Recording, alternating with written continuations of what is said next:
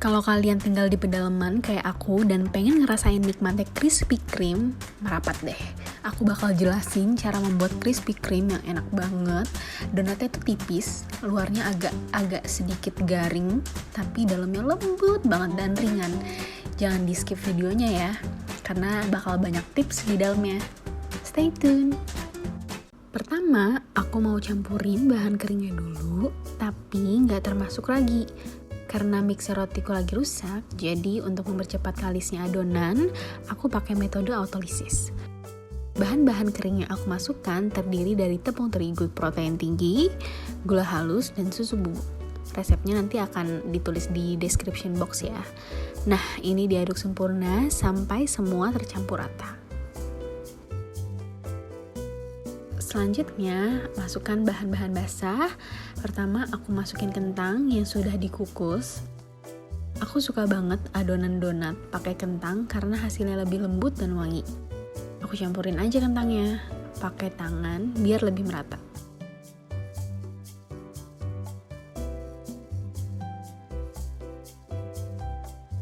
Lalu, masukkan telur yang sudah dikocok. Di sini aku pakai 2 butir kuning telur. Kalau adonannya mau lebih kokoh, bisa ditambah sedikit putih telurnya. Dan airnya air suhu ruang aja sih. Kenapa nggak pakai air es? Karena nggak perlu. Diaduk lagi sampai rata.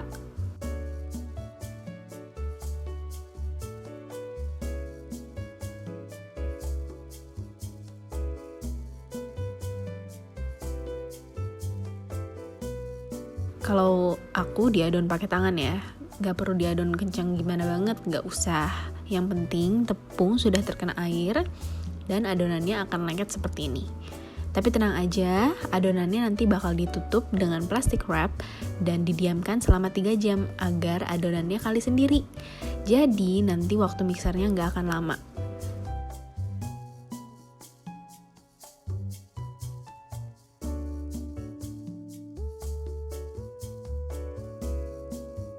Nah, sekarang udah jam 8.12 dan aku akan kembali sekitar pukul 11-an. Sekarang udah pukul 11:09, tapi aku lupa untuk tunjukin waktunya. Seharusnya untuk 3 jam ini tepung dan air sudah membentuk ikatan yang cukup stabil sehingga proses pengolanannya gak bakal lama. Terus tambahkan garam untuk menstabilkan rasa dan menguatkan adonan dan masukkan ragi. Jangan lupa raginya dibasahin dulu dengan sedikit air agar lebih mudah tercampur dengan adonannya. Kan adonannya udah membentuk gumpalan. Kalau ragi tidak dibasahi terlebih dahulu, nanti ragi nggak bakal bisa merata ke dalam adonannya. Karena adonan donat ini cenderung lengket, jadi aku uleni pakai hand mixer sebentar aja sampai garam dan raginya merata. Agak-agak tega sebenarnya pakai hand mixer karena pekerjaannya cukup berat untuk sebuah hand mixer. Cuman kalau misalkan gak pakai hand mixer nanti lengket banget di tangannya. Nah, kalau pakai hand mixer triknya itu uleni dari ujung luar adonan ke dalam seperti ini. Gak perlu lama-lama, sampai sekiranya sudah tercampur rata, masukkan margarin. Resepnya ada di bawah. Lanjut uleni sampai kalis. Kalau aku cuma butuh waktu 10 menit untuk menguleni adonan ini. Waktunya singkat ya. Berkat metode autolysis ini, jadi gak perlu capek-capek dan lama-lama untuk menguleninya. Apalagi kalau pakai mesin, semakin lama diaduk, nanti adonannya jadi teroksidasi dan menurunkan kualitas adonan.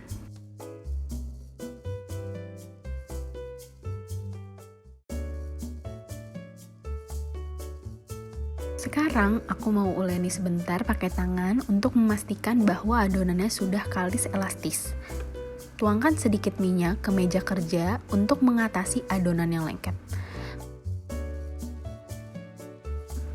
Ngadon pakai tangan kalau adonannya sudah bagus, jadi gampang banget.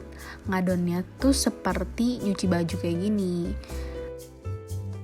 Waktu ngadon pakai tangan itu gak nentu, karena tergantung kekuatan tangan juga. Untuk memastikan adonan sudah bagus dan kalis elastis, Ambil sedikit adonan dan tarik sampai terlihat seperti membran tipis yang tidak mudah sobek seperti ini. Bagi adonan menjadi beberapa bagian. Terserah mau berapa gram pembagiannya, tapi kalau aku 60 gram untuk satu bulatannya.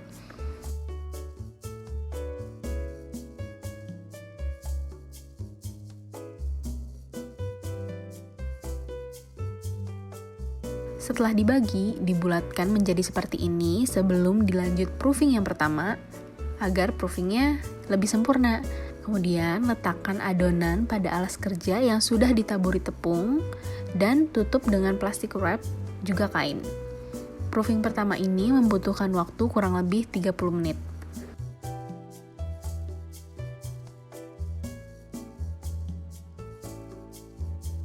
Sekarang waktunya membentuk adonan menjadi bentuk donat.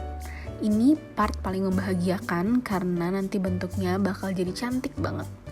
Setelah adonan dibubuhi tepung, adonan digilas dengan rolling pin, tapi jangan sampai terlalu tipis. Usahakan masih ada ketebalannya. Kalau teman-teman punya cetakan donat, pakai aja cetakan donatnya. Tapi kalau nggak punya, bentuk adonan menjadi bulat sempurna, lalu dilubangi tengahnya pakai spluit atau tutup botol. Nah, seperti ini kira-kira bentuknya.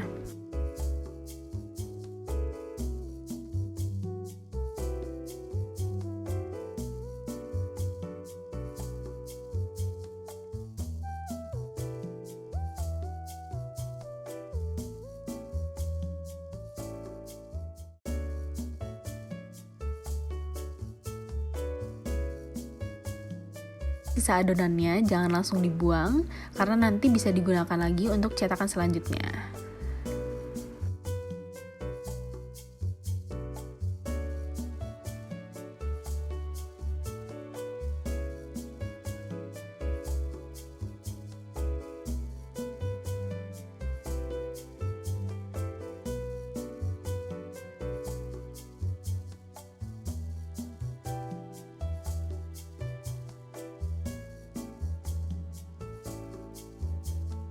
Sekarang waktunya proofing yang kedua.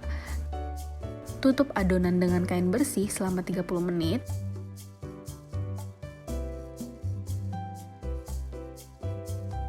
Dan nanti setelah 30 menit, hasilnya akan seperti ini. Tinggal digoreng deh.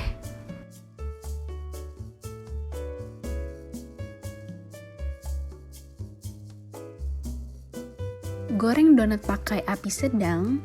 Dan pas donat dimasukkan, pastikan minyaknya sudah panas. Tapi jangan sampai panas-panas banget, karena nanti donatnya bisa-bisa langsung gosong setelah dimasukkan. Bagusnya saat donat dimasukkan ke dalam minyak, donat langsung mengapung. Terus donatnya dibalik satu kali aja biar nggak menyerap terlalu banyak minyak. Untuk tingkat kecoklatannya itu sesuai selera aja. Kalau aku memang lebih suka yang agak coklat, jadi digorengnya sedikit lebih lama. Yang aku suka dari resep ini adalah donatnya nanti bakal ringan banget, luarnya agak renyah tapi dalamnya lembut banget. Tipikal donat di outlet-outlet yang terbilang agak pricey gitu sih, tapi asli ini enak banget. Keluarga aku paling suka resep donat seperti ini. Udah jadi deh, kelihatan kan tekstur donatnya agak garing gimana gitu di luarnya. Selanjutnya tinggal bikin glaze-nya deh.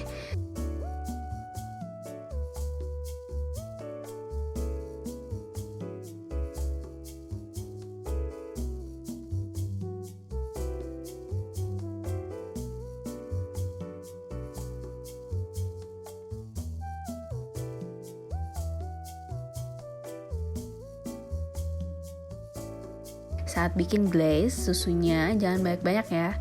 Tergantung kalian mau seberapa tebal glaze-nya. Akan lebih mantap kalau butternya itu pakai unsalted butter. Warnanya juga akan jadi lebih cantik.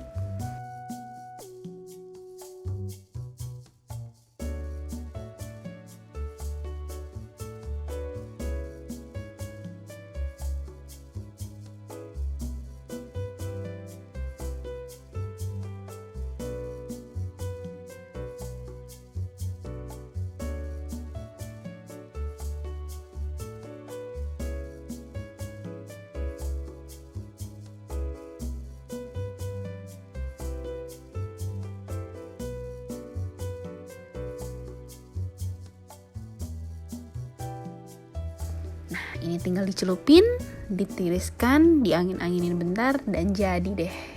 Ini dia donat original glazed ala Krispy Kreme. Selamat bikin di rumah.